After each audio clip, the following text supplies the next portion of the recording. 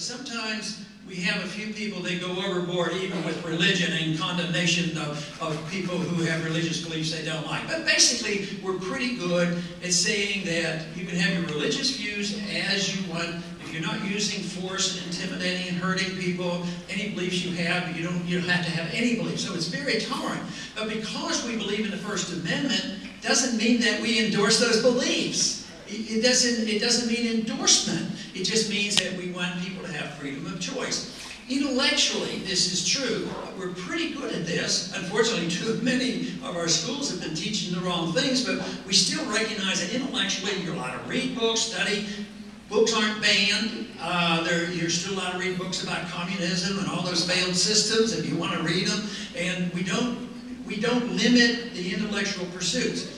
But when it comes to what we do with our own bodies, you know, what we put into our bodies, what we smoke, drink, and do, and personal habits, you say, oh, well, that's different. Because some of them might gamble and spend money, and they might waste their money. Some of them might smoke, and somebody might do this and that. Well, yeah, that is true. But if it doesn't hurt anybody else, what right do you have to think that you are the one?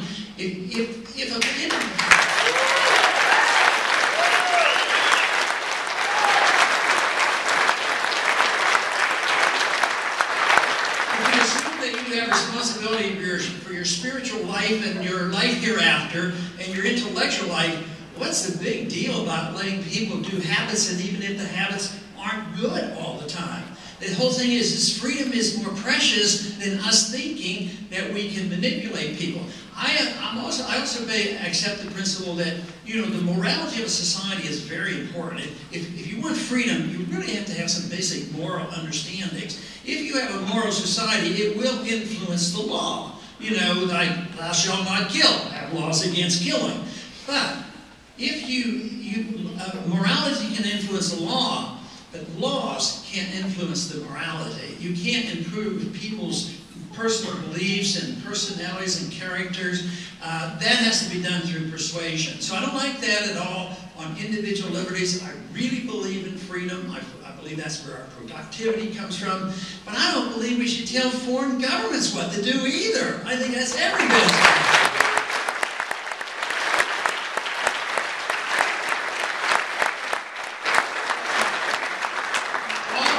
Great religions talk about the golden rule. They recognize that, you know, for civilization to really proceed, that you treat people like you would like to be treated. You'd think if all the religions that have accepted that, we would be living with less peace, but I'd like to use the golden rule and apply the golden rule to our foreign policy. Why should we ever do anything to any other country that we would resent if any other country did it to us?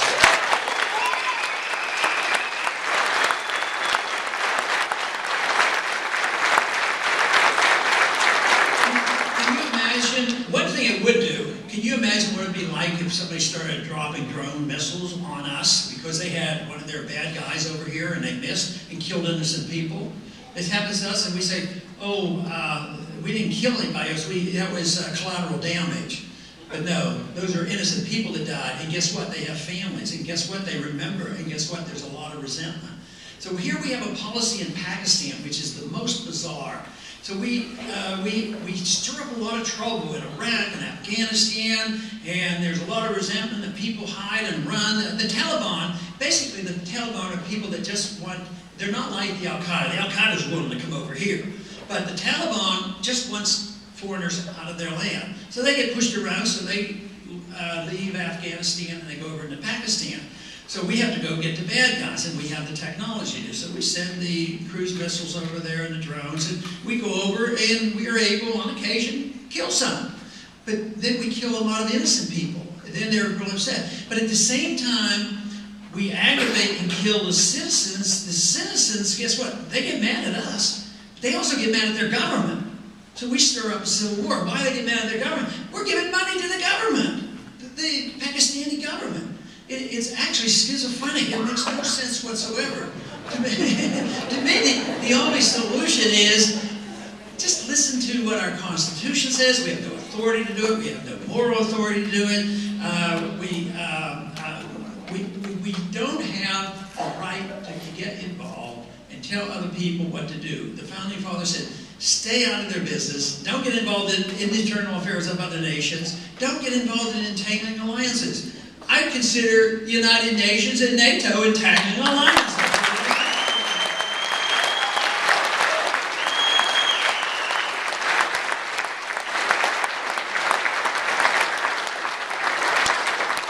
That can be a challenging statement because it's challenging the status quo, but that's my goal, is to challenge the status quo. But when NATO was set up, Mr. Republican Robert Taft, a senator from Ohio, said that NATO is not a good idea. And even back then, it was a better idea than it is now because it was set up for the Soviet threat. But he said eventually we would be going to war under NATO. Our president, confided with the UN and NATO, but not the U.S. Congress. So we're already to that point. So I would say that the advice of the founders was rather good advice. They recommended trade and talking to people and having diplomacy. I looked it up the other day. I was wondering how many diplomats we have in our government. And I was surprised. We have a bunch. We have nearly 12,000. I think it's time we put them to work.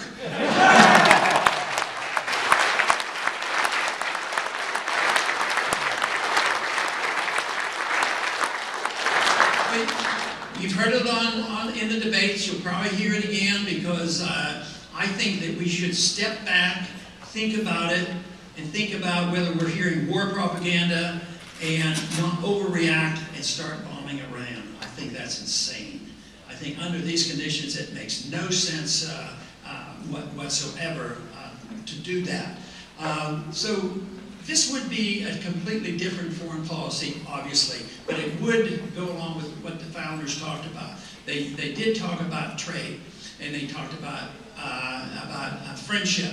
So this is something that could change things dramatically. Things could change rather quickly. Our president can bring the troops home. He's in charge of the troops. The wars are undeclared, so there's a lot to do. Just think, bringing troops home, thousands and thousands of troops. Park them in this country. Let them spend their money here instead of in Germany and Japan and South Korea. It might give us an economic boost. Who knows?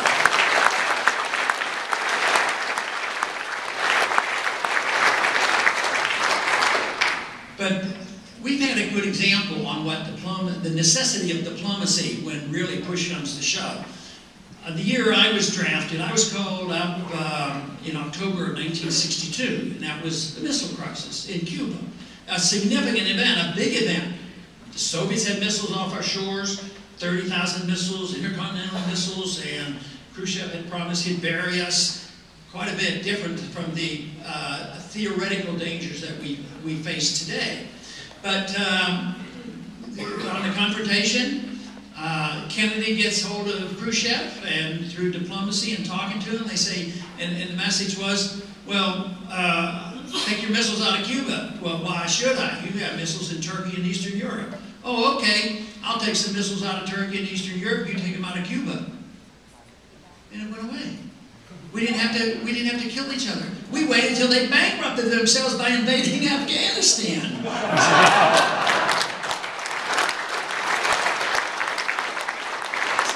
This whole idea that you're some type of a weird person because you want to at least have a conversation before you start killing each other, it just doesn't make enough sense to go. I think one of the basic principles that we've changed in these last 10 years, and it happens to be supported in a bipartisan manner, and that is the concept of preemptive war.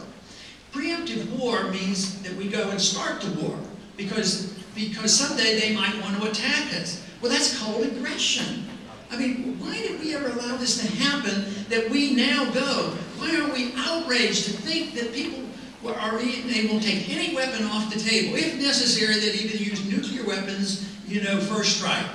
That's not what we're all about. We're not a nation that's supposed to casually say, oh, assassinations of American citizens, that's no big deal, because he will only assassinate the bad people. After World War II, Eichmann escaped, but he was then finally captured by the Israelis, taken back. He was given a trial. I mean, we've had so many bad people given and given trials. Timothy McVeigh was given a trial. We didn't say, well, we know he did it. We don't want to assassinate him. But now, we as a people have accepted the idea that the individual now, the President of the United States, that we won't trust with taking care of our medical needs, we're going to allow him to pick and choose who can be on the targeted list for assassination.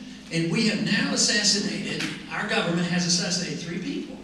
And one was probably a pretty bad guy. Al-Awlaki probably was, but he was never charged with anything. He was never proven anything, but he preached things that weren't very nice. And but that isn't the excuse. But the next day or the next week, they said, well, another family member of his is probably guilty as well. So they went over and assassinated his 16-year-old son, along with his 17-year-old cousin, while they were out barbecuing in a yard.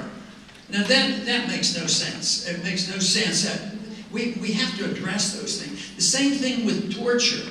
Yeah, not much in the news now, but I'm convinced our government still endorses torture by rendition. We send them off someplace. So that to me, and obviously those pictures were horrible that went on. That we have become a nation of torturers. And another controversial subject, but it's very important to think about, and that is secret prisons. I mean, picking up American citizens. I think, not too long ago, some American citizens went into Iran, and they were picked up. It took them a year or so to get out, and they came out when they were safe. What do you think would happen if 2 Iranians who were about 21 years old, and they looked like Mideasterners, walked across the border, either from Mexico or Canada? They could have may very well be hauled off to Guantanamo. And that is sad, but it's tragic, and we don't need it. That's not what we're all about. We're supposed to be a government of laws. We're supposed to set an example for the world. We're not supposed to intimidate people and lecture them and be in their face and being involved in violence. If we want to spread our goodness, if we want to be an exceptional nation, we ought to be an exceptional nation, then others would want to be like us. But you cannot do it with force. You can't force other governments to do it any more than I can force you to change your habits.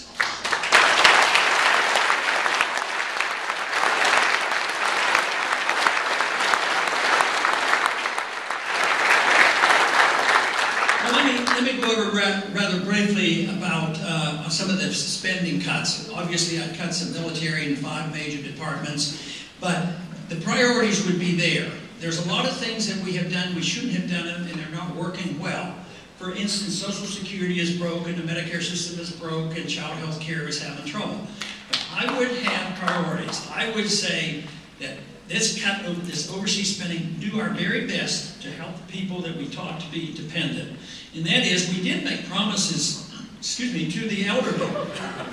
We have made promises to the elderly on their Social Security. We spent the money, so in a way we broke the contract. So the only way we can meet any of those responsibilities will be to cut spending elsewhere and take care of those individuals. If we don't do that, I tell you what, you're going to have runaway inflation, and they're going to just keep saying, spend more money and print more money and borrow more money. Economic laws will bring that to an end. Just as the economic system in the Soviet Union collapsed because they extended themselves too far, that will happen here. But if we work our way out of this, we can do it. It wouldn't take that long. But in Washington right now, there is no proposed cuts. All this talk about the super committee, the super committee won't even go into effect until 2013, and the cuts are only in the proposed increases. I'm not talking about tinkering around with cutting in the proposed increases, because baseline budgeting means that all spending goes up at this rate. And if you cut that and make it a little less increasing, they call that a cut. I think the only cut is to cut this year, because next year is going to be another Congress and somebody else, and they can change it. So if we think it's important, we have to cut the spending, because this cannot be sustained.